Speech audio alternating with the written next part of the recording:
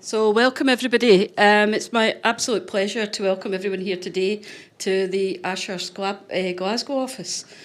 For those that haven't spoken to you yet, my name's Lynn Jonas and I serve as the co-office managing partner along with Chris Giorgio, who's hiding up the back there. And it's great to be able to host the quarterly meeting of the David Hume Institute in partnership with the Diffley Partnership. Glasgow is a city renowned for its passion, its friendliness, its innovative approach to problems and its enduring resilience. It's a city that never stops evolving, just as David Hume never stopped questioning and the Diffley Partnership never stopped seeking engagement and consensus. Ashurst Glasgow is a place that's always fostered collaboration and innovation, and it's a place where ideas come alive. Therefore, it feels very apt to be hosting this meeting today. So thank you once again for being here, and let's hope for a productive and successful discussion. Now, in terms of just housekeeping, we're not expecting any fire alarms. So if the fire alarm does go off, just follow the signs, which is out through the double doors and down the stairs, and the muster point's just across the road. I think that's all for me, and I'll hand back to Susan. Thanks, Lynn. So, good afternoon, everybody, and welcome. I'm Susan Murray. For those of you who I've not met before, I'm delighted that you're joining us here today. So, I'm director of the David Hume Institute. We're a think tank established in 1985 to increase diversity of this thought about the economy and encourage action which addresses the contemporary issues of our time. Our staff, trustees and partners like Ashurst, who are kindly hosting us today, work together to encourage diversity of thought. Central to our work are the people of Scotland. We engage, listen and collaborate with people from different backgrounds, genders and ages to encourage action towards a more prosperous, sustainable, inclusive and fair Scotland. I'm delighted to welcome you to this discussion about our research publication with the Diffley Partnership, the Understanding Scotland Economy Tracker. Each quarter, Understanding Scotland helps monitor and understand the economic expectations, spending intentions and attitudes in Scotland, which are vital information for decision makers across all sectors. Before we get going, I'd like to just keep you safe. Lynn's told you about the fire alarms. I'll just reconfirm there are none.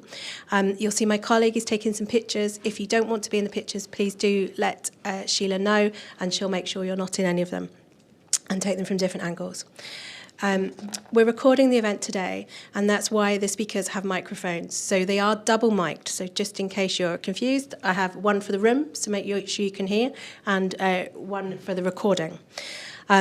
If at any point you can't hear, please do move closer to the front, particularly when the questions are going on. I might try and encourage you to stand up just to make sure that your friends and colleagues in the room can hear your question. Now, I'd like to introduce you to our speakers. Mark Diffley. Mark is a researcher with over 20 years' experience delivering research and insights for clients across the public, private and third sectors in Scotland and further afield. Junaid Ashraf is the co-founder of the Scottish Asian Business Chamber, an organisation established with the support of the Glasgow Chamber of Commerce to improve ethnic minority inclusion in the wider business community. Previously, Junaid was councillor in North Lanarkshire and stepped down in 2022, and he also advocates for race equality in Scotland. Junaid will be followed by Victoria Carson. Victoria is Director of Engagement at the leading social enterprise, the Wise Group. Prior to the Wise Group, she led the Scotland office of the General Medical Council and has held senior roles in the British Library and the Care Quality Commission. So Mark will speak for around 10 minutes about the research findings, and then we'll hear reflections from Junaid and Victoria before we open up the discussion and move to questions and comments from the audience. So please don't be shy at that point. We're whistling through in terms of time, and we always have lots of questions. So do get your hands up quickly, and we'll get round to you as soon as we can. So without further ado, over to Mark. Thanks very much. Thanks very much, Susan. Do I need that? No. Okay, grand. Thanks very much, Susan. I'm delighted to be here. As always, as Susan says, we do this every quarter. I feel like the sort of voice of doom as I bring the data up on the screen, and I'm afraid, without giving too much away, and hopefully some people have had the chance to look at the report already, there is still quite a long way to go, I would suggest, from a public point of view, until we even begin to emerge properly from what we all know as the cost of living crisis. This is the 7th wave of research that we've done with the David Hume Institute, starting back in the autumn of 2021. So we're beginning to build up now what's a really powerful sort of time series of data. So as well as being able to look at how things currently stand in terms of public perceptions, we're able to look at trends. And that's really, really important and really quite powerful. I would argue it's the most powerful part of this. And the knowledge that we'll be doing this again in the future as things hopefully start to improve as far as the public are concerned and people start to feel more optimistic, which I think will happen, and we're starting to see some signs of that very marginally, but that will be really important as well. So as well as thinking about what's the here and now, it's really important, I think, to look at this in terms of a trend. I've been really struck recently, as I do going to various kind of briefings and seminars. I've been at briefings with NatWest, the Bank of England. I've seen reports from really stellar organisations like the Resolution Foundation. And I'm really struck by the optimism that I hear from economists. Optimism may be a bit of a strong word, but the kind of signs of recovery. So there was a Bank of England briefing last week where they were talking about, the UK economy slowly coming out of this real significant downturn. The projections for things like inflation are really quite kind of positive and encouraging in terms of the trend downwards. But what's really interesting, and I think what we'll be looking at today, is that I think there's a significant sort of disjoin between what I'm hearing when I listen to economists, all of which is true, and I'm not disputing, versus what people are actually experiencing and continue to experience. And there may be, there are good reasons, I think, for that. I do worry about, not worry about, but I do reflect on the fact that forecasts, can be wrong quite often. And I do think, we have to treat them with some, as economists would say themselves, with some level of scepticism, at least in terms of their precision. But I think more importantly, what we're probably seeing is a time lag, where people still feel, and we'll see this in the data, that we're still in the depths of something quite significantly bad in terms of not just the economy as a whole, but people's financial situations and how they're experiencing this crisis. To be fair, I think, as we'll see in a minute, there are some signs, as I said earlier, that people are starting to feel a little less pessimistic. I wouldn't say more optimistic, as we'll see in the data, but perhaps a little less pessimistic. And the value of this as a trend, both looking back and now importantly looking forward, will be to see the extent to which that trend continues or not, and that's something we'll be keeping a very close eye on in the future. A little bit about the survey for those that have been to this event before, and there are a few of you in the audience. That's just a little bit about what we do. It's a big survey, so we engage with well over 2,000 people. That gives us the ability to be able not just to look at the data in the round as a whole, but to be able to dig in and look at trends within kind of subsamples of the population. And I'll reflect on some of those as I go through my opening remarks. That's really important for a discussion like this because, as many of you will know, I'm sure all of you will know, not everyone is experiencing this cost of living crisis in the same way. It is having disproportionate impacts on different parts of the population, and that's a really, really important thing to bear in mind. So I'll look at, I think, I've got sort of 6 things that I want to look at and briefly touch on. We'll look a little bit at the perceptions of the direction of travel for the country. I'll make some remarks on what people see as their priorities, the issues that are really important to them, both as a whole and then their economic priorities. I'll look a little bit at economic and financial optimism, so what people think about how they're experiencing both their views of the economy and their own financial situations as opposed to this time last year, and what their optimism or pessimism is for the year ahead. We'll look a little bit at incomes, the adequacy of income. I've forgotten to turn the light off. Make the slides easier to see. Ah, good. Apologies. And then finally, I'd say a few words about kind of responses to the crisis, what people are doing to in many cases, just to kind of get by through this period. So direction of travel, first of all, this is a question that we've been asking, as you can see there, since the survey was first developed back in the autumn of 2021, at which point, you know, we were relatively evenly split around whether we thought Scotland was going in the right or the wrong direction. And you can see the trend there over this 18-month period, that we're not really evenly split at all now. More than twice the number who think we're moving in the right direction now consider us to be moving in the wrong direction. And of course, this question is deliberately sort of ambiguous, if you like. There are a number of reasons behind this. We'll come on and talk about trust in politics in a minute, and we may develop that as a theme in the Q&A. But clearly, we've been going through, both in Scotland and in the UK, going through some fairly uncertain political waters in recent times. Some of that may explain at least part of this, but I think it's also partly to do with the kind of economic factors that we're talking about primarily today, and people's experience and perceptions of both the economy and their financial situation. So that's a really interesting kind of trend, and it's a good bit of context, I think, in which to think about some of the more precise data that we're going to come onto. And what we've been doing here, sorry, this is again a deliberately sort of messy chart. It's messy, but it's really insightful, I think. So what we ask people to tell us are what they think the three most important issues are that are facing Scotland today. Now, it's an online survey, so we present them with a long list, and they choose the three which are kind of most relevant to them. And you can see this rather kind of messy trend developing over the last 18 months. But there are some really, I think, kind of key and very interesting observations to make from this. Throughout, or at least certainly in the last year, 15 months or so, the two key issues here have been around the NHS, so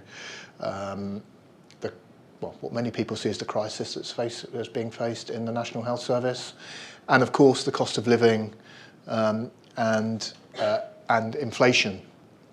And they have been the two standout issues now for a significant period of time. In fact, if you look 18 months back, when we started the survey in the autumn of 2021, you'll see that it wasn't really any kind of huge standout issues. There were a cluster of issues that were all around the kind of same levels of concern.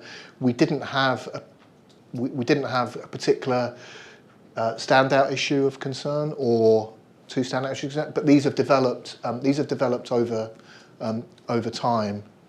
And you can see that they have absolutely dominated since the sort of winter of 2022 through to now. At some points, the NHS is seen as the greatest area of concern. At other points in the series, the cost of living is seen as the greatest level of concern. That tends to follow a kind of a seasonal phase. So self-evidently during the winter, more people are concerned about the NHS, it's in more of a crisis and so forth, which is why in February, 3 months ago, we saw the NHS as the biggest area of concern, and now it's kind of pretty much split between the NHS and the cost of living. The other thing I think we wanted to flag from this, and something that we think is really quite interesting, that now in what is a very, very, as you'll see, wide-ranging list of issues, some of which are around very key social and public policy areas of concern, the issue of trust in politics is suddenly, number 5 in our long list, and about 1 in 5, well, just under 1 in 5, 18% of us are now suggesting or telling us that that's in their top 3 areas of concern. We can talk about that in the Q&A, and we'll all have probably some relatively similar ideas as to why that might be, but it is really worth flagging. And in fact, when you dig into the data, for those that live in Scotland's most deprived communities, as measured by the Scottish Index of Multiple Deprivation, that figure actually goes up to 25%. So again, in communities where levels of engagement are already quite low, whether it's measured by kind of things like party membership or turnout at elections and so forth, there is a really quite serious issue going on here with trust in politics. And while that's not the major concern of what we do in these surveys, it is really important to bear this kind of stuff in mind at this stage as well. And we dig in also to what we consider to be people's economic priorities. So we ask about areas of concern, and then we ask a question about the three most important issues specifically facing the Scottish economy. And again, here I think the trend has been more obvious right since the trend started back at the beginning of 2022. I mean, 7 in 10 of us, unsurprisingly, but nonetheless, that's a really big number, are telling us that the cost of living and levels of inflation are among our areas of really important issues as far as the Scottish economy is concerned. It's really high. I mean, it's about 8 in 10 amongst the youngest age group, 16 to 34-year-olds. There's also a social class and neighbourhood deprivation factor here. So the people who live in our what we call our more deprived communities are much more likely to say that the cost of living is the most important issue facing the Scottish economy. And while that may seem, I was going to say quite obvious, but intuitive, I suppose, it is really important to point this stuff out because these are overwhelmingly high numbers here. Okay. That's nice, the way that swizzles around there. Wasn't expecting that.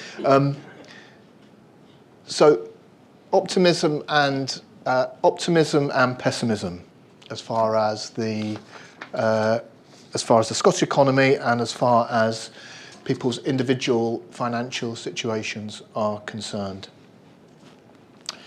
This is a really important chart. This is one of the most important things I think that we do.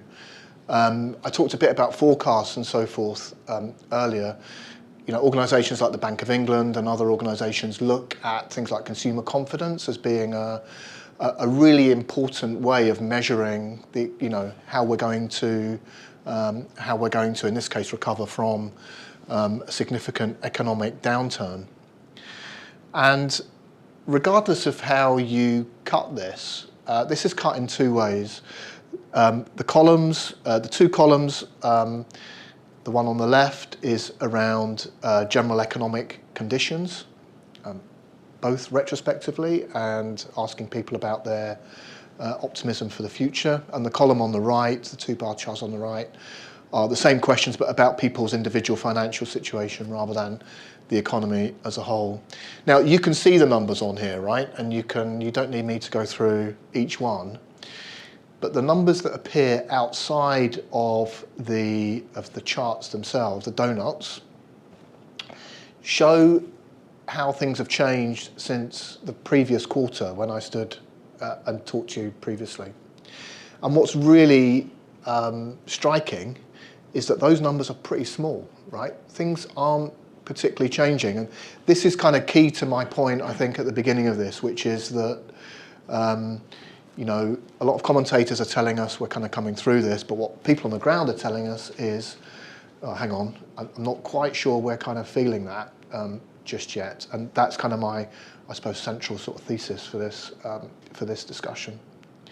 What we're seeing, to the extent that we are seeing changes, whether that's about the people's perceptions of the economy or their experience of their own finances, is that some people are moving from telling us that they're pessimistic to saying, well, maybe it will be kind of the same next year, but they're not jumping from being pessimistic to optimistic. We may be on a bit of a public attitude journey here through, which wouldn't be that surprising, through, I feel really pessimistic, to some people thinking, well, okay, things may be not quite as bad as they were, and maybe things will be the same next year. But I mean, even then, these are very, very small numbers who are even telling us that. Overwhelmingly, people are still telling us, whether it's to do with their own finances or the economy as a whole, that they feel pessimistic about the future. And we seem, frankly, to be quite stuck in that kind of pattern of data. Okay, sorry, that's very, very pessimistic of me to be saying it, but the data is really stark, I think. And here's how that changes over time. So here's that trend, right, going back 18 months. So what we can see here is that there has been, and we have to be, we have to be open and honest about this. There has been some uptick in, as I was saying, in perceptions and optimism. So what this does is it looks at the kind of net, which is the number of people who tell us that they're optimistic minus the number of people who tell us they're pessimistic. And each of the dots on here represents that kind of net figure, which is why they're all in the red. They're all in kind of minus territory. And we have seen some uptick. Now, these questions are all about compared to 12 months ago or thinking of the next 12 months. So the real dip here was in kind of August, in our sort of summer of 22. That's when all of these measures kind of hit the floor, basically, and we have seen some kind of marginal increases since. So one might expect in the next wave of this that we see a greater spike in recovery,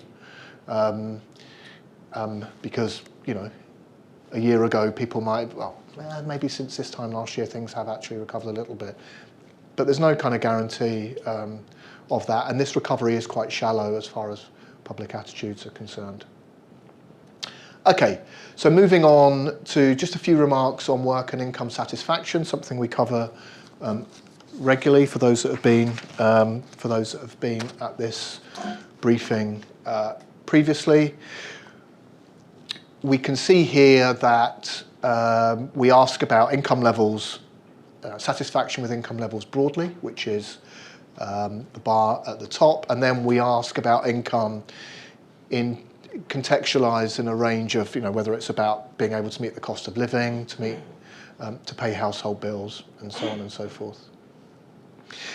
And you can see for most of these, we'll look at the trend in a second, but you can see most of these, for most of these, negativity outweighs positivity, or dissatisfaction outweighs satisfaction. Although, you know, when we'd ask people about employment opportunities for enough hours, then, you know, unsurprisingly, for those that look at the labour market and so forth, that's really not a big problem. So it's not about the amount of work there is out there, it's more about how that work is paid. And we can see that particularly when we dig into the data, when we look at the difference between, the real standout difference here is people that are in full-time employment versus people that are in part-time employment. So if you look at satisfaction with income broadly, you can see about 35% of the people tell us that they're broadly satisfied with their income. You know, but for part-time workers, that's down to about 20%. And that trend, or that feature of the data here, is evident in all of these questions that we ask. The big driver here of dissatisfaction is working part-time. It's the standout feature here. So that's really quite interesting, I think, and something that we really do have to think about. And here's the trend here. So you can see, again, these are the net figures. So you can see back in 2021, we were relatively, I mean, it is relatively, broadly, it was above the zero line. So actually there was more satisfaction and dissatisfaction, both with our incomes and the ability of those incomes to be able to meet our standard of living, pay the bills and so forth. And again, unsurprisingly, all those measures have gone into negative territory over time. And again, we are seeing, as with economic and financial optimism, we are seeing some marginal uptick, as you can see there. And we do wonder, and we'll be looking at this obviously in waves of this survey to come, whether that's something that we will see improving. The real kicker here is, the disjoin on income covering the cost of living. That's the real issue, again, unsurprisingly, where, overwhelmingly, actually, people are not satisfied. And that's the measure, I think, that will take the longest to recover. Okay, final few remarks from me. Responses to the cost of living crisis. This is something that we have been measuring, again, right back, and we'll look at the trend. We'll look at the trend in this shortly, but you can see Susan made some remarks at the beginning which I think are really quite pertinent to this, and I'm sure we'll go on to talk about this in the Q&A, which is, are people just, are people borrowing more? Are people going to be getting into kind of financial difficulties just to kind of stay afloat, keep their heads above the parapet and so forth? And I know there are people from organisations in the audience who will have quite a lot to say on this, and look forward to that discussion. But the data does point to some of that being the case. People cutting back on savings. Now these are things that people have done since this is not in the last quarter. The changes that you see are compared to what we measured in the last quarter, but we're asking people here whether they've done any of these things at all during the crisis. So, or during the period of rising prices and inflation, which is what the survey question says. And there's a range here of kind of financial impacts, but it goes well beyond that. I mean, we still see 27% of people are suffering anxiety as a result of this. They're losing sleep. That's really significant, not just in the short term, but in the long term as well, around the impacts that this is having. And here's the trend again over time, measured in the last year.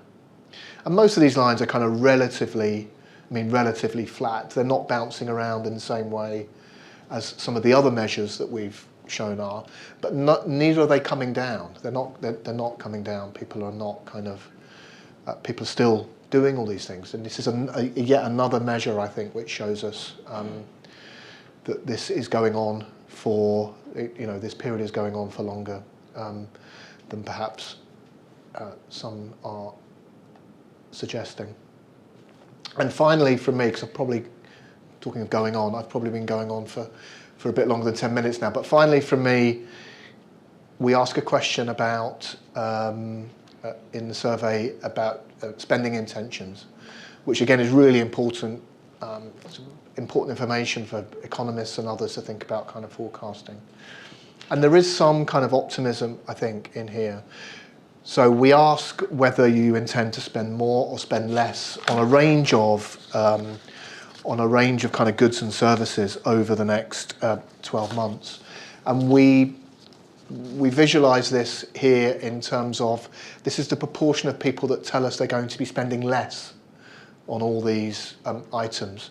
So when you see things coming down, that means that fewer, I know it's a bit of something to get your head around, but it means that fewer people are telling us that they will be spending less on these items. In other words, that they may be either telling us they're spending the same or they're going to be spending more on these.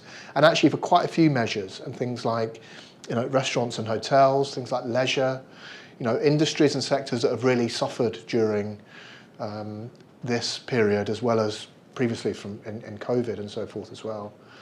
there do seem to be signs that people are beginning to spend a little more in these sectors. Some of this may be seasonal, of course, and coming into people making plans for summer and so forth, certainly in things like holidays. But there may be other reasons for this as well. Now, the question, of course, is coming back to the previous chart, is whether how people are actually going to be funding this, because people aren't feeling any better off. So that, you know, there may be other issues kind of down the line that some of this data is kind of masking around people getting into significant debt and so on. But in terms of how some of these sectors might expect to see spending in the next year, then there may be some signs of optimism for them at least.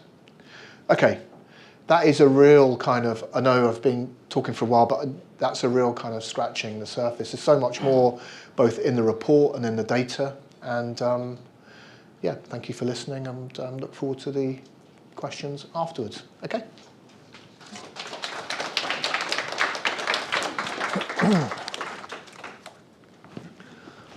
Thank you so much for all of that, Mark. It was incredibly insightful. I think just a couple of points I just wanted to talk about just before I go into my own sort of reflections is about your reflection on the disjoint between economists and data versus on the ground, and that's very much something that we've been fighting within the Scottish Asian Business Chamber through consultation with ethnic minority-led businesses, that although there's almost a feeling that we're trying to convince them that things are okay, you know, through, oh, look at this data, but you know, on the ground, in reality, the lived experience is very much not reflecting what is being shared sometimes on the news. And secondly, just about marginalised communities, and I think quite a lot of that will come through in some of my reflections, in that in an organisation that is working with marginalised communities, is that it is being significantly more impactful on marginalised communities such as ethnic minority communities, and it's not just 10, 20, 30%. As I'll share in my reflections, it's about 2.5 times, 250 times percent. Sorry, not 250 times, 250% more of an impact. Yeah, so thanks so much, I suppose, for for inviting me here to speak, Susan, and thanks so much for sharing the remarks. I think what I found quite fascinating about the remarks, although a large part of the detail, the overarching detail, I'm sure we're not surprised by, you know, by areas such as the cost of living, inflation, living standards, and poverty dominating the results. However, what I found insightful from the research was the level of depth and range on the perspective brought forward, specifically two areas. Firstly, that researching opinions relating to the psyche of the public, I think is incredibly useful, in the fact that we've got about 7 iterations of this, specifically on the questions posed on the outlook of participants on their perspective of the future. And secondly, showcasing through the findings the prioritisation of the public's perception on a wider range of issues than simply just the cost of living in the NHS, which is repeatedly shown on the news. And colloquially, what I think Mark has found, and maybe seem extreme or a bit over the top, but this is quite frankly the way that has been pushed towards ourselves at the Scottish Asian Business Chamber, is that many people feel as if the house is on fire. Like, it's literally that level of fear and uncertainty about where the future is taking, where Scotland is going, for ethnic minority run businesses, for SMEs, you know, for traditional small businesses such as, you know, corner shops or takeaways or restaurants, the footfall that we're finding in city centres, people's willingness to spend freely on goods and services, which is reflected within Mark's report.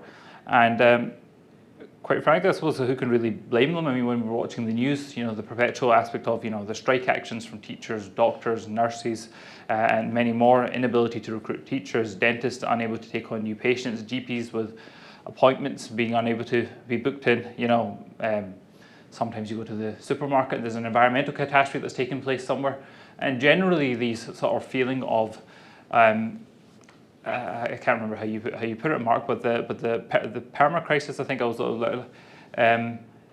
it's very much being set in, and it's not only feeding, I suppose, in the lack of optimism, as Mark reflected, but the level of pessimism is, and through the conversations I've been having, is being solidified, and that lack of hope is having a compounding impact above and beyond the actual reality of what's taking place. So people's perception is, I think, perhaps slowing down the progress as well because of there's that lack of goodwill and hope. There were three sort of takeaways that came from the points of data. Firstly, was the growing belief that things in Scotland are heading in the wrong direction, where 58% of respondees said that they believed that we were going in the wrong direction. Secondly, that the trust in politics is a priority issue, which was 18% of respondees, but almost 1 in 5. And thirdly, there's a graph, which I thought Mark may have shared, but it will be in the report that's on page 10, which has a prioritisation of many of the areas of concern for the public. I felt as if that was quite an insightful and that was shared. And it was interesting to me because the top 5 issues for the public were the cost of living and inflation, living standards and wages, poverty, spending on public services, and managing public finances. And these are all issues that impact, well, in my perspective, so impact us rather than an action that anyone can really materially take on that. However, the least cited issues, I very much would say to go check out this bar chart, is that the least cited issues were new technology, innovation, productivity, and trade, which to my mind are all areas that we as the public or as businesses or as organisations, I'm sure many of us are here representing, that work within the space are actually able to influence. So returning to my sort of vague metaphor about things kind of being on fire, I feel as if that the bottom 4 cited issues, so the top 5 issues are effectively what's putting us in trouble, and I feel as if the bottom 4 cited issues are really the water that can extinguish the flames. So through a wider context, I suppose, looking at the sort of political sort of infrastructure, there's obviously a new Scottish Government administration as well, and I feel as if perhaps as time goes on, perhaps that will have an impact in terms of the direction. As 58% of people don't believe we're going in the right direction, with this new direction, perhaps there will be something. And the Scottish Government has now formed this sort of 3 sort of critical and interdependent missions, which are namely equality, to protect people from harm and to reduce poverty and inequality, opportunity for a green and a growing and well-being economy, and thirdly, community, prioritising public services. So I would say that these are vague enough or overarching sort of terms that nobody can really disagree with. And what is needed to convince the 58% of respondees is that Scotland, what's here to be able to convince the 58% of respondees that Scotland isn't heading in the wrong direction, is that they can see material change taking place. So on opportunity, there's a new deal on business announced last week, and we need to ensure that development and implementation of regulation is not a barrier to either growth or innovation in Scotland, and that action is taken decisively to improve the support provided to the business community, for the business community to thrive. And this is through obviously other aspects such as the National Strategy for Economic Transformation, 20-minute neighbourhoods, and there's the review of non-domestic rates. I suppose just on that sort of point, I wanted to put a little bit of the feeling about some of the things that have been coming through with the Scottish Asian Business Chamber, which is there's some worry with things such as cost of energy. There was a business I was speaking to that their bill was going from about £2,000 to about £8,000 a month, and they have about 3-4 staff members. And quite frankly, the question has been posed to me: where am I getting £6,000 a month? It's not equivalent to the wages and things like that, but it's a significant chunk. Where does that come from? People are spending less, there's less football. Where does it come from? It's effectively a black hole for money, and they're being taken into these sort of contractual obligations for 12 months or 18 months at a time. So they're effectively saying that we're actually going to have to close up shop, or where's the direction, where's the guidance? We're not really getting that sort of support and that or that clarity within the support, because the support and the sort of policies discussions as the ones we're having today are taking place. Of course they're taking place, but is it really meeting that level of engagement with the people who this is materially impacting on the ground, their livelihoods. Secondly, it's about sort of the regulatory sort of uncertainty. There are some things which are being discussed, I believe, through a lack of sort of engagement with the people that these sort of policies may impact. The bottle return scheme might have been, a large sort of aspect, but wider to that, there are conversations sometimes taking place in the news to do with, for example, vapes. Some shopkeepers have been speaking to me saying that without this newfound sort of income stream, a lot of these businesses just simply would have collapsed. And there's such a sort of public outcry on some aspects of this, which obviously do have an environmental impact. However, it was a safety line for some of these businesses, for small and medium enterprises. And wider to this, also, there's things such as the ULEZ charges being brought in and things like that. And what businesses are kind of saying to us is that they don't feel as if that level of engagement has happened. Obviously, these things need to take place. Many of these things, for the environmental impact that it will have on a wider strategic level, and as a nation, as we go towards a green and well-being economy, and we try to revitalise sort of business outcomes. However, that level of engagement, I think, is something that needs to be improved. Secondly, on community and through the New Deal on local government, that in addition to exploring a new fiscal framework for councils, that reform of public services is seriously considered. So local government needs significant improvement, and quite frankly, it isn't just a monetary issue. Digitisation as well as streamlining output is needed for the public to be able to witness changes taking place in Scotland for the better, and I'm sure we'll go into some of that discussion during the Q&A. And just lastly, on poverty and inequality, a serious consideration for the Scottish Government is needed to engage better with marginalised communities, even just from the Scottish Government's own poverty and income inequality report that was released in March. Before housing costs, 19% of the population, which is 1 million people in Scotland, are living in poverty. However, the poverty rate for Asian and Asian British groups it was 49%.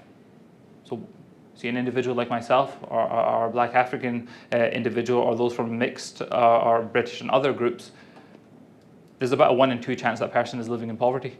And I feel as if the aspects within this have been covered very extensively by Mark within the research, but above and beyond that, that impact that's having on marginalised communities is significantly higher, about 2.5 times so. And although that we do have this data to support this, I cannot confidently name any dedicated, really useful services that are available to those from the global majority backgrounds to alleviate the 2.5 times more likelihood above and beyond the general population to be living in poverty. So once again, I go back to the aspect of engagement and making sure that the solutions which are coming to the fore are actually meeting the ground. So I'm grateful to be able to share my thoughts with you today. I'm hopeful that I'm within a relative sort of time span of what I'm supposed to be saying. And I feel as if just lastly, so we cannot tackle what we cannot measure, and we cannot find our way through this period of disarray if we don't speak to one another about the issues we collectively face. So I very much look forward to an insightful discussion with a solution-based focus through the Q&A.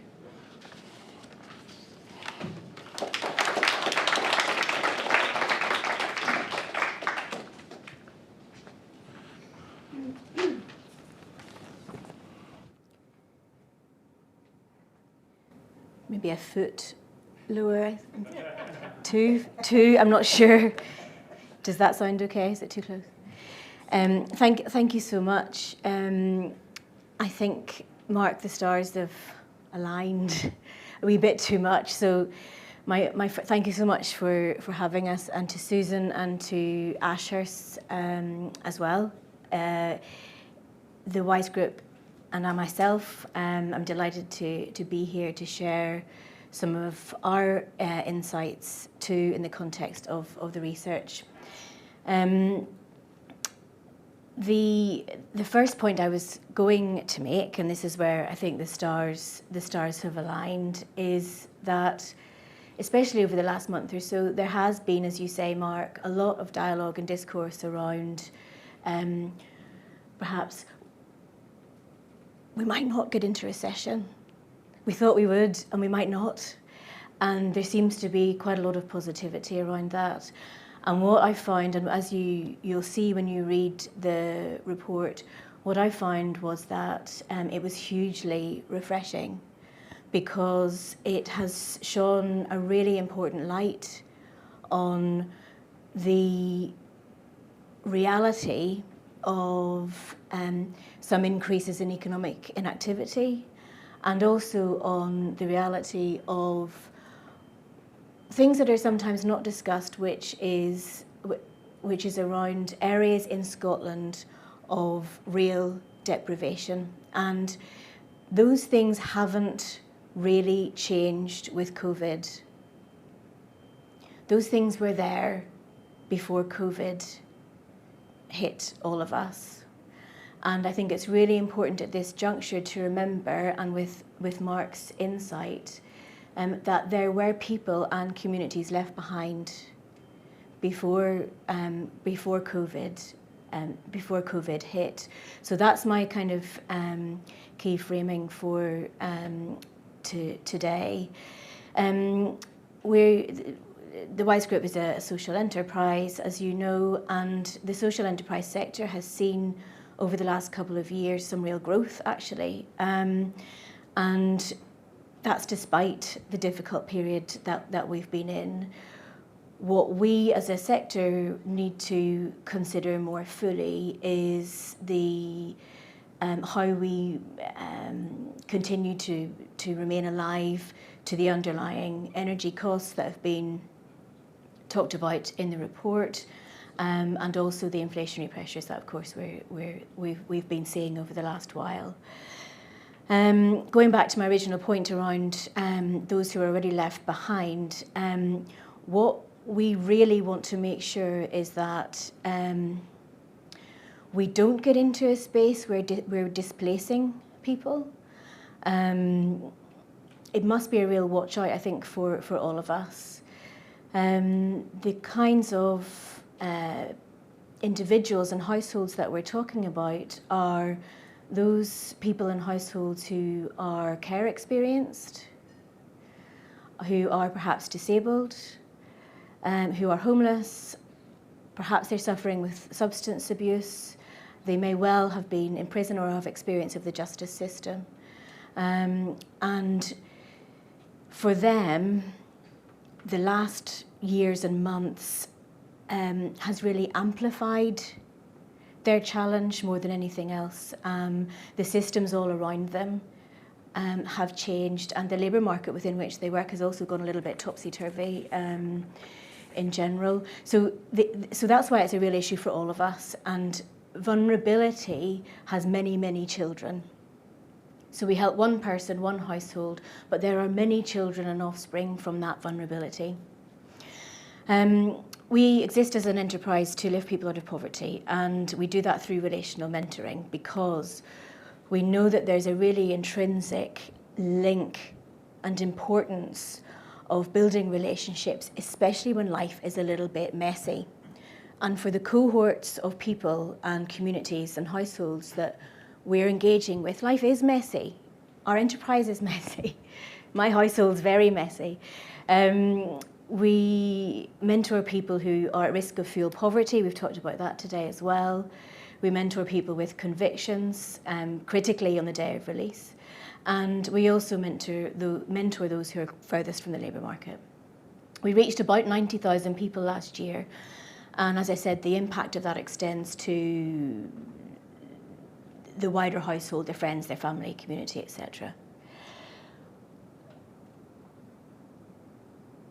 Just picking up on one of the points that Susan and Mark have been talking about from the report in this morning's coverage, which is around the finances in the household and with the individual. And there are some threads around challenges with pensions and how people are finding money to survive. While I'm talking about the WISE Group, one of the things we've dipped our toe into and are holding steadfast to now is an approach to a really situational response to the challenges that our colleagues are facing. So we're about 400 people, about 300 of them are out there mentoring people on the ground. If they aren't well, they cannot mentor. So we've taken a real situational approach to how we shift the benefits that we offer to our own colleagues. And we've tried to be kind of light of foot to do that, whether they're short term or longer term. It's been a challenge, but we think the right thing to do, and something that we'd like to talk more about as we go forward with our dialogue in society around the wellbeing economy. It's really expensive keeping people in poverty or keeping households in poverty. Really, really expensive. Quick fixes go a little way to helping people at times of crises, and a good example of that is the work that we see in Scotland around household energy bills. And it will touch on all of us here. It will touch on all of our friends and family as well, and in the areas of more deprivation that we've heard about today. When Mr. Smith receives his £50 energy voucher and crisis fund to support him, it's really, really vital. But Mr. Smith, if he receives it today, will be in poverty or vulnerable next Tuesday as well. £50 isn't shifting that dial. And one of the things that when we start to get into solutions mode, we are keen as an enterprise to continue to talk about is what those solutions might be to really find a sustainable change in people's lives and households' lives, to start shifting some of these figures that Mark has talked about today. Some of our mentoring programmes cost around a third of the statutory interventions that we see, and some of them are around 30 percentage points above in terms of better outcomes. And I think that's one of the things I also want to mention is that taking us out of this, it's really important that we look at not just activity like crisis funds and things like that, but the outcomes that our interventions can collectively have. Maybe we can talk about that later. Mark's report and the Diffley report also, as you said, the list of issues affecting people is hugely important for us to take account of, and a lot of it chimes with the insight that the WISE group has from the mentoring work that we do. In particular, mental health continues to be a really big issue for the people that we are mentoring. With regard to fuel poverty, one of the key areas that's coming back to us is that, with key concerns that's coming back to us, is that it's affecting single parent families disproportionately. Not out with your own findings. And when it comes to getting closer to the labour market, the WISE group was born in Glasgow 40 years ago, and we've been working in employability for most of that time.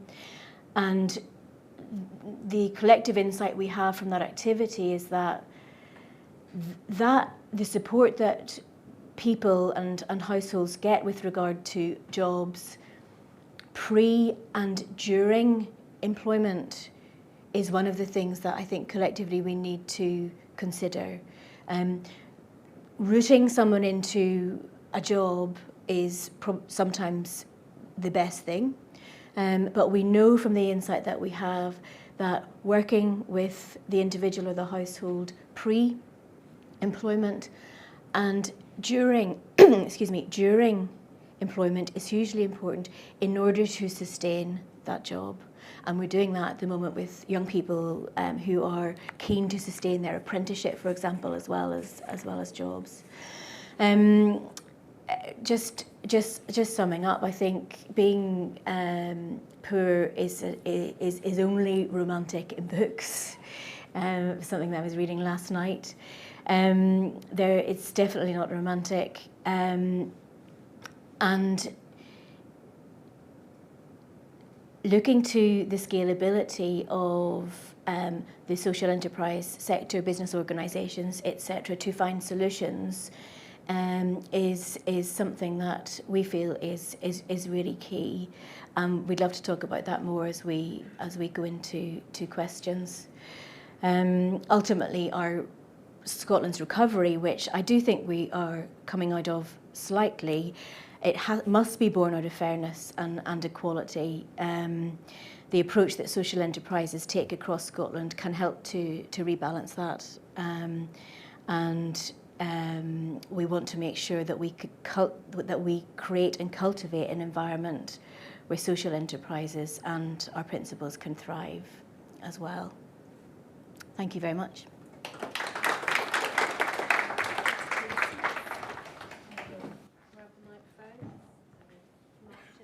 Victoria, come back up there. Alan, can I just check, are you all right with that screen, or is that causing issues for your recording? We'll do a quick bit of tech. I had questions, however, I'm not going to dominate the floor because I imagine there are lots of things that are coming through for you. There is so much there in the connectedness and also little bits of nuggets that you all shared. Who wants to go first with a question? Good afternoon. Can you hear me, yeah? That is for the recording of the microphone. Oh, right, okay. The video recording. So speak loudly. Yeah, but I've got my Sunday boys. Can people hear me up the back, yeah? No? Yeah, my name's James Egan from the Glasgow Centre for Population Health. Just to say thank you very much for the inputs. It's more a gloomy observation maybe rather than a direct question. Two pieces of data that I think probably don't get enough conversation in terms of linking them together. One of my colleagues was involved in doing some work looking at healthy life expectancy. So that's basically the cut-off point where you start to get ill, get disease, sickness, visiting the doctor, prescriptions, hospital, outpatient appointments, all that kind of stuff. The latest data before the pandemic up to 2019 shows, and it's not a great surprise, but it's still shocking, I think, that in the poorest communities, 20% of Scotland's poorest communities, you start to get ill and sick around about the age of 47, on average. Now that's a 23-year gap to the 20% most wealthiest people in terms of, illness and sickness kicking in. So if we could just park that health gap data for the minute, but next to that, if you look at the wealth gap in Scotland, I wonder if we're not giving enough attention to these two challenges, the wealth gap and the health gap. If we look at the latest survey around wealth assets in Scotland, and by assets I mean pensions, property, savings, stuff like that, the figures are really quite, I almost have to keep reading them to believe that they actually exist. So if you look at wealth assets for the 10% least wealthiest people in Scotland, I've got the figure here actually, it's £7,600. But if you look at the 10% assets, the assets for the 10% wealthiest in Scotland is £1.7 million. And that's a staggering gap. And I guess my observation is, do you think we're not paying enough attention to the health gap and the wealth gap in Scotland? Who wants to take that? Yes, yep. You've got a mic on, so for the recording, so you're fine. Well, thank you so much for your question. I think that's incredibly insightful, and it's speaking to obviously the material impact of people on the ground. So I guess first and foremost, from the health and life expectancy perspective, I think obviously growing up in Scotland, we had a lot of perspectives on healthy living and healthy eating whilst I was going through primary school and high school, and I think a lot of that has actually come into wider sort of society, for those about my age range, which is about 30 or so, things like that. But there is obviously a significant impact still within communities which are living in poverty. Do they have the ability to actually buy the sort of a healthy eating sort of, because it costs a lot more money to eat healthy. I think the sort of trope that's on Twitter a lot of the time of, why does it cost you so much to feed your family? You could buy a tin of beans and just 3 times a day. I mean, it doesn't really make any sense. So I definitely think that is something that really needs to be looked into much more consideration. I suppose the aspect that's important for myself and the sort of work that I'm kind of involved with is also the race equality impact of that, which is, for example, South Asian communities are about 5 times more likely to be impacted by type 2 sort of diabetes, or with kidney research, sort of kidney issues. I was doing a project with kidney research about the impact of South Asian communities as well, or access to basically healthcare as well, but people sort of, if you're a first generation sort of immigrant and things, and your language skills aren't up to the same sort of level as your English language skills, which is a large proportion of Black African communities are actually first generation. So I think about 80% of the Black African communities within Scotland are first generational and don't perhaps understand, obviously, GP services or dental services. And as I said within obviously my remarks, that there's significant barriers already to even getting an appointment or being registered for these services, and then that's once again compounded. And then obviously going to the second part of you, the wealth aspect, about understanding the need and requirement for something such as pensions. So this is something we're looking at within the Scottish Asian Business Chamber, is that above and beyond, you need to be investing in that sort of longevity. Obviously, there's a slight cultural difference in terms of, for example, perhaps even my own dad and things like that, or my uncles and things like that, about just having not considered a pension because my kids will take care of me. And as you're getting to an aspect which the kids cannot take care of themselves or their families or have these financial worries, then it extends into obviously 2-3 generational sort of like households living, 4, 5, 6, 7, 8 people living within a household, the impact that has above and beyond that. So what we're trying to do through the Scottish Asian Business Chamber is to support a lot of these ethnic minority-led businesses to understand the potential benefit of obviously investing within a pension and the serious sort of implications to not consider that longevity.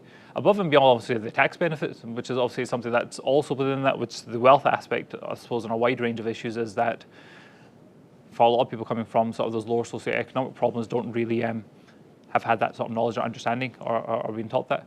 So that was a very lengthy answer, but to be fair, there was 2 questions in there. So I'm going to make you condense your answers. Anyone else from the panel on that one? Yeah. Okay, I'll do a quick one. Yep. Oh, I've got my mic. I think, thanks so much. The First Minister hosted a poverty summit, I think 2 weeks ago or something like that. And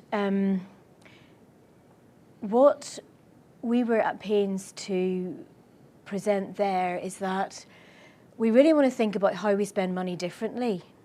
So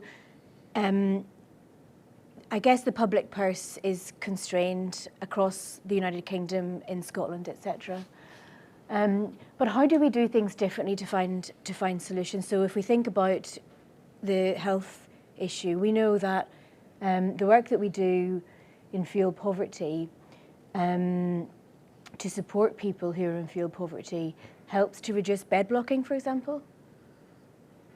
So looking at simple solutions like that, if someone's in hospital not able to get out because their home is not heated or they are not able to heat their home and they need to go home, then what kind of intervention can we put in place to relieve those public pressures?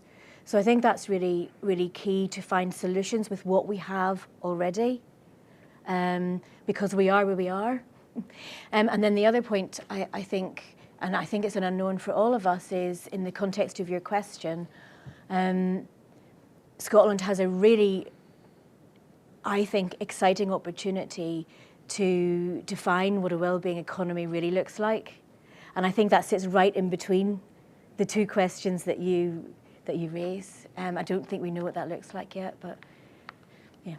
Sorry. I mean, very, very quick. The obvious answer to your question is no, we don't pay enough attention. I mean, we've done a lot of work around health inequalities, so I won't repeat what Victoria said, because I agree with all of that. In fact, we worked with some of your colleagues actually on that work with the Health Foundation. I would urge people to have a look at that. I mean, the wealth thing, I think, is, these are really tricky political issues, right? I mean, there is no kind of simple solution. There are reasons. I mean, one of the hats I wear is looking at kind of political polling and sort of opining on that. And it, for a long time, governments have shied away from taking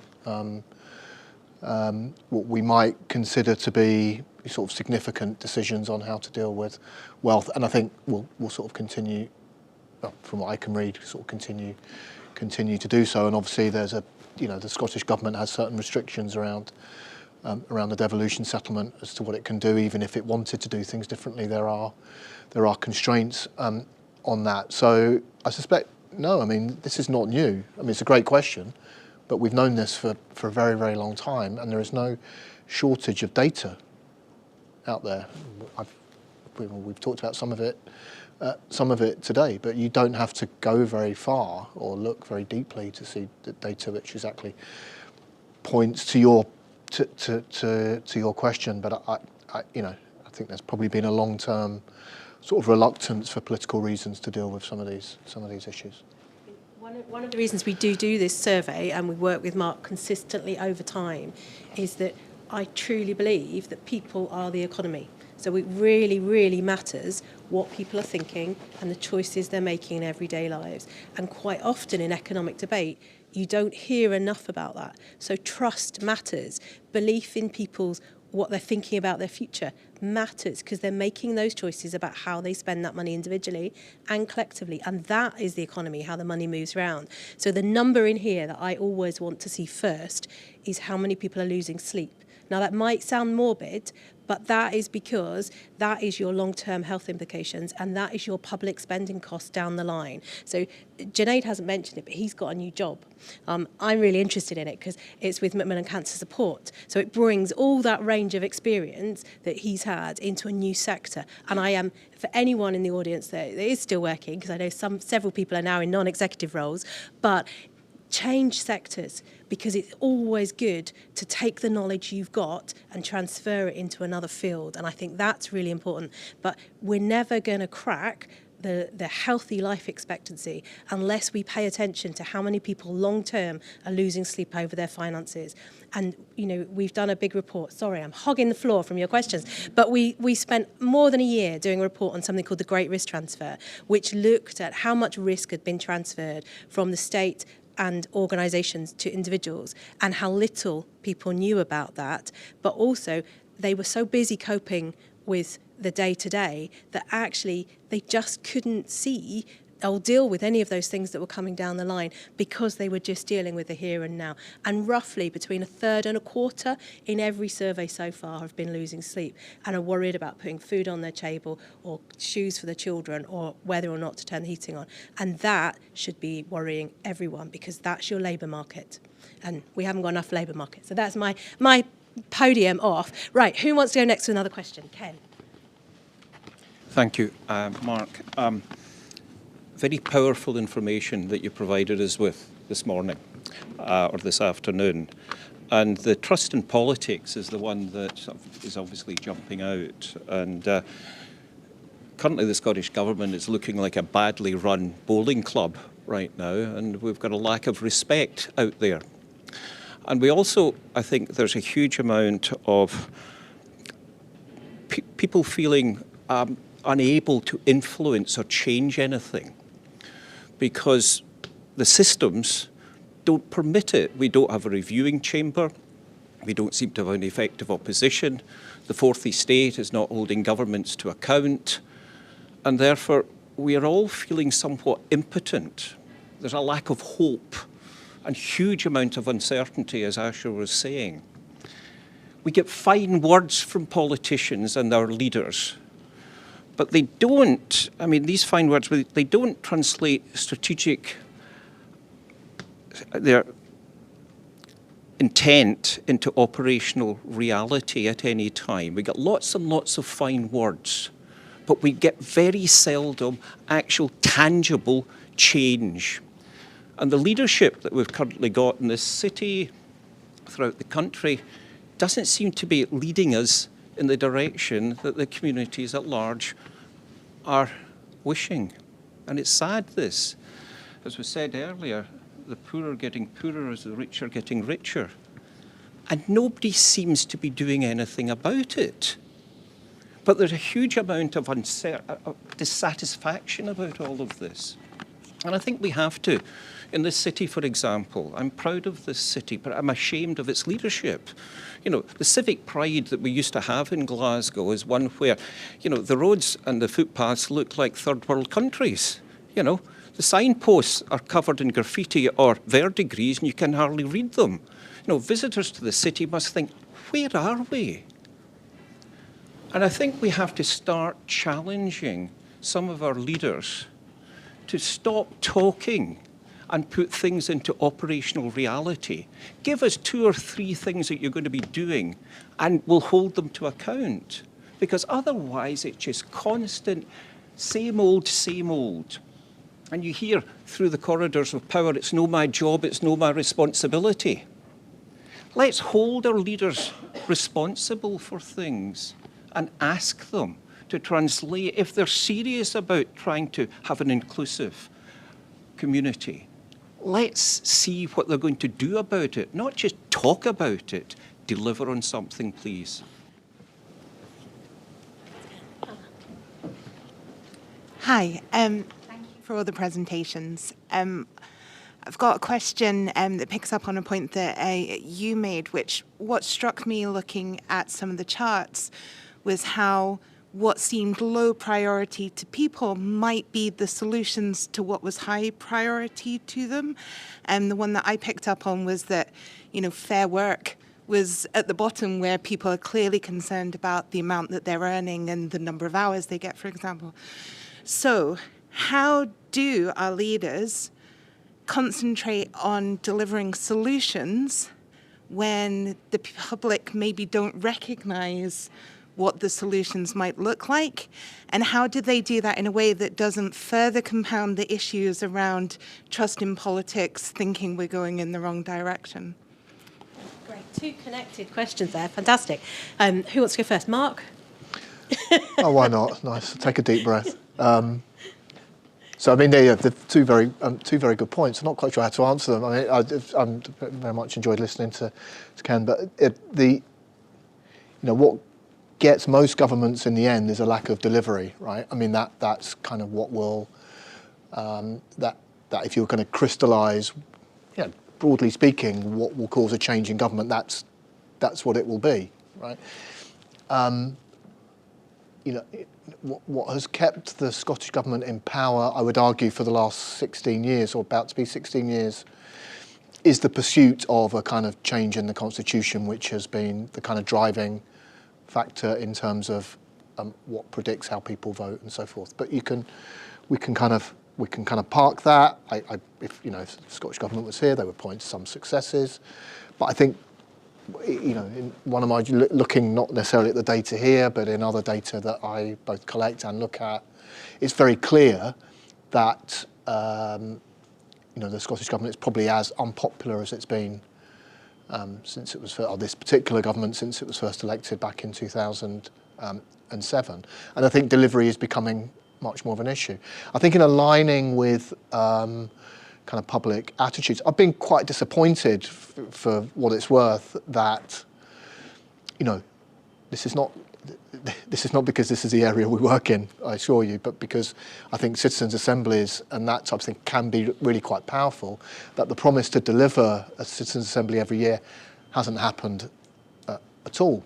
And I see no visible sign that that's about to change with this administration, despite it being in the manifesto in 2021.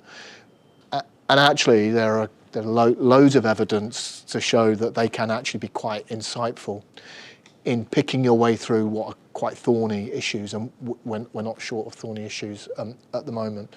So I agree. I think there is a real disjoin between government rhetoric and government action, and there aren't enough ways to sort of, I think, for most people to kind of contribute to that kind of development of ideas in a kind of formal way. So I tend to agree with that. I mean, I think the second question around, it risks going, the public doesn't really know what's good for it. So, and I'm always a bit kind of sceptical of that, if I'm perfectly honest. Surveys can be quite blunt tools. I think, for people like me and for most people in this room, I think the kind of fair work point that you alighted on is actually really important. I'm an employer. I can see how I can actually put those put those things into practice, which I hope I do.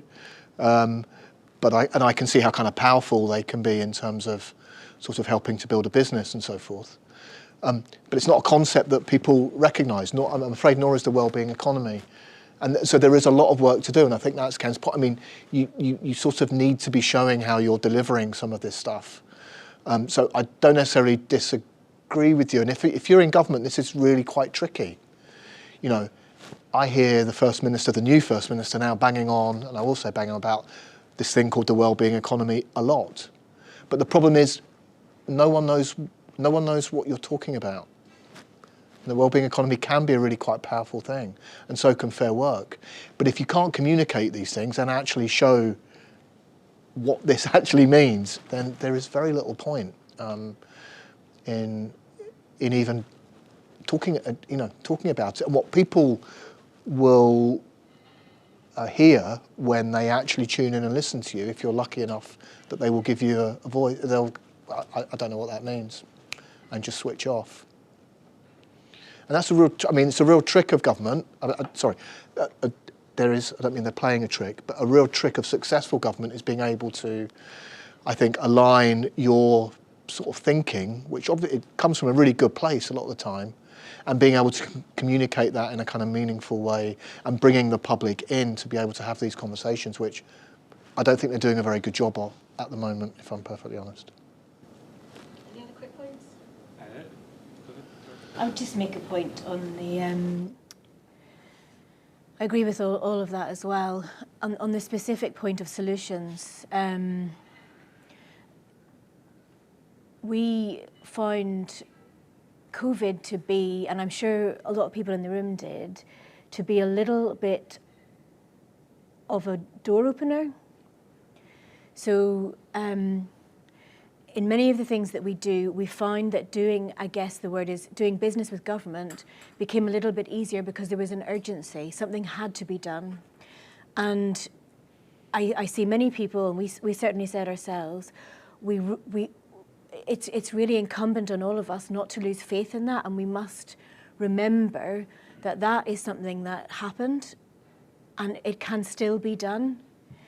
And I link that with essentially the procurement practices of government and how that then links to the solutions. And the can-do of during the COVID era happened.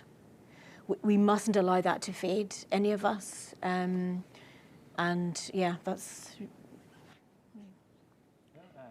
just going to take the 2 points together.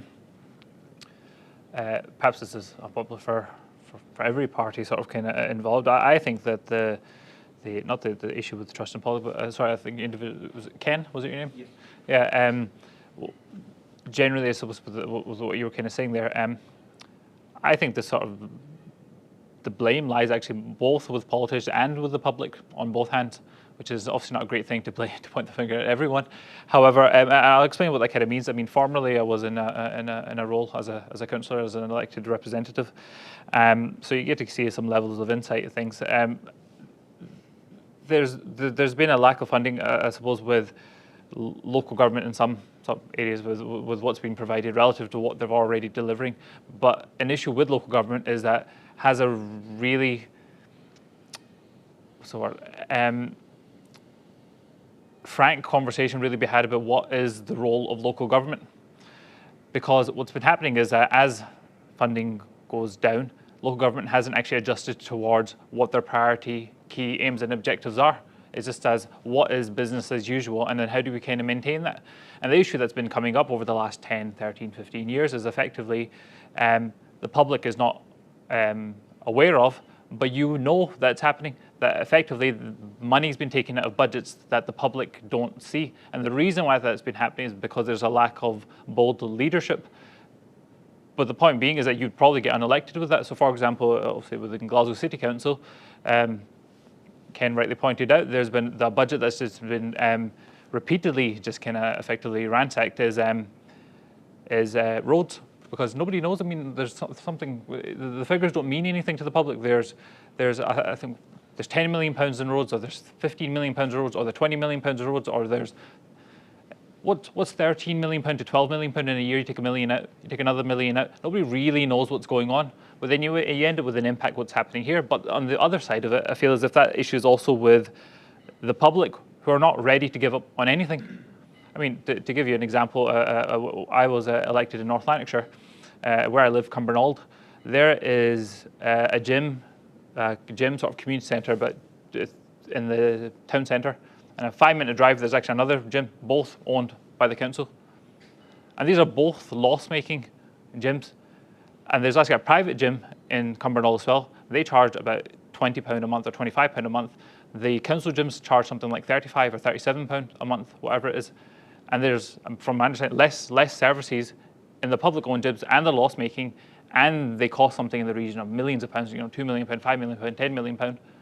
But can you imagine the public outcry if you tried to close community centres, or not community centre, or tried to close gym services in the community because the public wouldn't allow it? I mean, anybody who would be supportive of that would be out of a seat the next term round. So the government, so the blame lies, I believe, both with politicians with their lack of bold leadership and the ability to take a stance and say this is what we need to do, and secondly, with the public to really, as was said, with the individual who had talked about the bar charter as well, is that there's too much emphasis, I suppose, on just the short-term sort of wants of the public, and they're not allowing for there to be a large-term sort of visionary outset for politicians to be able to actually put that perspective well ahead, which I think feeds into both what Mark and Victoria were saying, which is how do you really set out a stall for what the well-being economy is when the first 3 sentences you get out of your mouth, you have about 50% of the critics in the room saying, well, that's not what I think it is. We need to realise that we're all in the same boat here, we're all in the same country, we're all living here, and we want to see this country prosper. And we should perhaps learn to, I suppose, speak to one another a little bit more kindly within politics, and also to give each other a little bit more space to be able to realise these sort of visions. So, I've got 2 questions here. Any other questions? Because that'll be the last round that we do. Can I just go back on Tasha? I accept. One second. I accept what you're saying. Sorry. I accept, Asher, we get the politicians we deserve because we're not prepared to stand up and be counted ourselves. And I appreciate the fact that you've stood as a councillor, and thank you very much. That public service is something that we need from individuals, not the same old. We need some change. People who will get themselves elected, who will look after the interests of the community. And thank you, Asher, for what you've done. Okay, next man next to you. Sorry. Hi there, Gary Devlin. So I work for an accountancy firm which will give me a peculiar or particular view, I guess, in some of this, and thanks for the analysis that Mark and the team were showing earlier. I'm actually a lot more confident despite the doom and gloom, and I'm confident in a number of things. And sorry, can you hear me now? So the resilience and innovation of people, I think, is always inspiring. And I think people will find a way through some of this. Just listening to some of the debate, we've always had rich and poor throughout history. That's not new. I think what is new, or which is slightly different about the current analysis, is we've had a number of shocks. So we've had a Russian-Ukraine war. The Queen has died. That upsets people. The normal behaviours have gone. We've had 4 prime ministers. The SNP that have been in power for 16 years or so look to be disintegrating. We've had shocks and inflation. All of this is at a time when there is a lack of leadership almost, and direction and clarity of purpose about where we're going. And in that uncertainty, I think it's not surprising that people are feeling unsure about what the future holds. Just a final thing from me. I think in a political environment where we turn around politics every 5 years, it's very difficult to focus on long-term policies. If we're addressing poverty now, today, you're really limited in what you can achieve in a short term. You have to be thinking about the baby that's going to be born tomorrow, and what that baby that's going to be born tomorrow what world is that child going to inherit in 16, 17, 18 years when they become economically active? And I would be really thinking about long-term policy change. some short-term solutions I don't think really change very much. Yeah, shall I just go ahead? Yes. Right, I'm just invoking David Hume for a moment. I think we need to be a little bit clearer about some of the concepts that are going around, particularly concepts like fairness and well-being. They are pretty fundamental to trust in politics, and there's all sorts of theories have been built around justice and fairness and so on. People recognise that that's very important, and they will come out and they will vote and they will do it. But very often, it's my fairness, my well-being. And just going back to the issue of what happened in COVID, people were prepared to come out and do things, and people were prepared to intervene effectively. And the fact that somebody sometimes got the messages collected for them that they would not otherwise have had wasn't regarded as unreal or unreasonable. That was an emergency situation. But I think what we really ought to be looking at is, what do we mean by fair across society? Because otherwise you are going to have direct interventions, and one group will say, that's not fair. That's not, no, I'm being systematic. It's easy enough to have a big meeting where everybody agrees we need to be fairer or we need to have more well-being.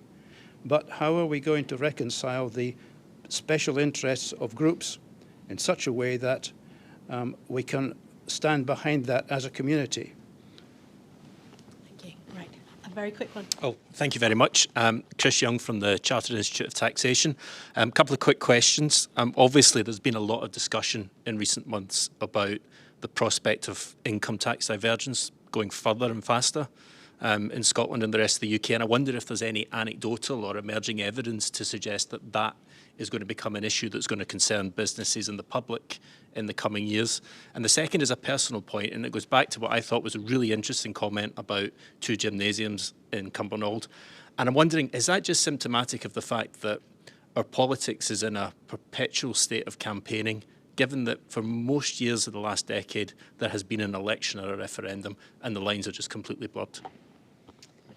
Thank you. Right, we're right up against it on time, so I'm going to brief you to pick a bit or an element of those 3 comments and questions and wrap that together with the final thoughts that you want to leave the audience with. And I'll go to Junaid first, and I'll say 2 sentences. So over to you. Just incredibly brief. I suppose on the income tax diversion thing, I think the whole story about people moving away, etc., things like that, is not really realistic, I suppose, for in the aspect of the sort of the businesses and things that we work with. But where I have been seeing that is within professionals. You know, my own younger brother has moved across to Dubai now. You know, and this aspect of, you know, we living in one of the 4th largest countries in the entire world, etc., and things like that. You know, you go to a place like Dubai, you see wealth, you feel wealth. It's a completely different experience, and without kids and things like that, it's viable for them. And the second thing was, so the income tax diversion. I think there's not a lot of. I suppose we'll see what happens.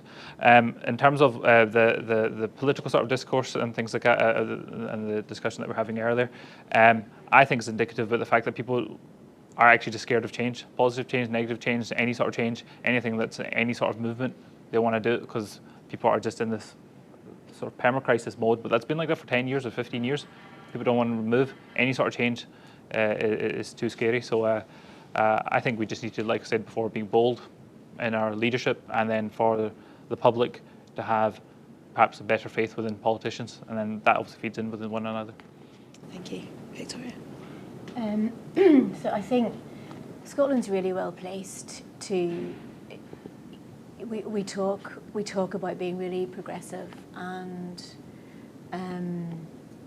it's really well placed to sort this out.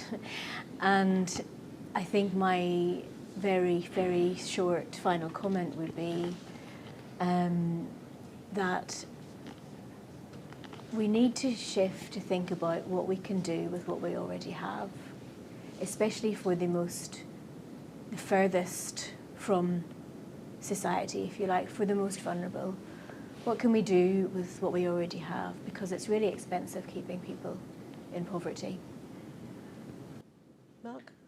So just very quickly on the 3 points. I mean, I agree with Gary on the kind of long-term vision thing. That's where people should be thinking. I think in Scotland terms, the long-term vision has been very much focused on constitutional change for the last 10, 12, 15 years. And because that's now further away, I'd argue, than probably it's been for quite a long time, then I think what we're waiting for, either from the current government or the one that comes in after this government, is what is that big vision then, as far as Scotland is concerned, and with all the constraints that are tied up in that. But I totally agree. I think the point on definitions is a really good one, because, and that's the thing about engagement. Again, these two things link, right? Of course, one person's fairness is another person's unfairness, of course, or well-being, whether it's personal well-being or community well-being or national well-being, I mean, different things, different people. But that's why you need some of these mechanisms.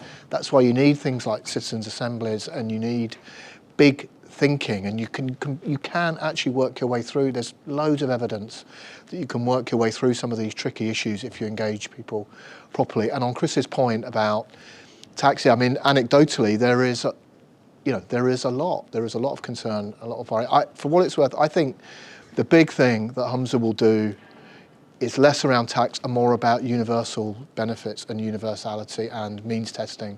I think that will be the big, I mean, it's my intuition, it's not, I've got no insight or evidence into that, but that's where I think the big announcements will be in terms of, in economic terms, and of course it links into well-being and fairness and all that stuff as well. But I think that's where he's going, rather than, or perhaps as well as, but rather than huge changes to the tax system. I could be wrong, but that's what I'm kind of picking up. Thanks, Mark. And then it comes to me to wrap it up. I'm a minute over time, so please bear with me for that minute. Thank you to our panel. It's been really insightful, and we could have gone on a lot longer. There is still food and drink at the back, so do help yourself. Don't rush away if you do want to grab the speakers for anything. A huge thank you to Lynn and Ashurst. It has been an absolute delight to be working with you on this event, and I hope everyone enjoyed coming to Glasgow. For those that aren't from here, and for those that are in Glasgow, I hope you enjoyed the David Hume Institute coming to you. 2 plugs from me. We've talked a lot about trust today. On Thursday lunchtime, we have Edelman, who do the World Trust Barometer. They've got data for the whole of the UK, and it really shows a stark contrast of where we were and where we are now. Do tune into that session. It starts at 1:30 because we're being joined from New York. It should be an interesting hour for your lunch if you can join us. We also, on the 23rd of August, we've announced this as a date for your diary. Booking is not open yet, but we have Professor Danning Dorling from Oxford University coming to Scotland. He is an absolute brain of all of the kind. I can see you smiling. He's great, isn't he?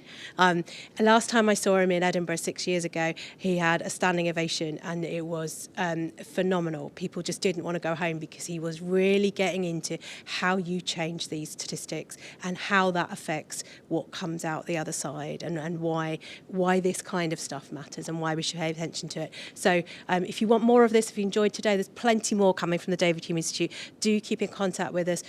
Do give us your feedback. We will be emailing you all afterwards to find out what you thought. That's it from me. Thank you for everyone that helped bring the event together, to the Diffley Partnership for doing the research, and the David Hume Institute team for making this happen. And thank you to all of you for your questions and engaging listening. That's it. Cheerio.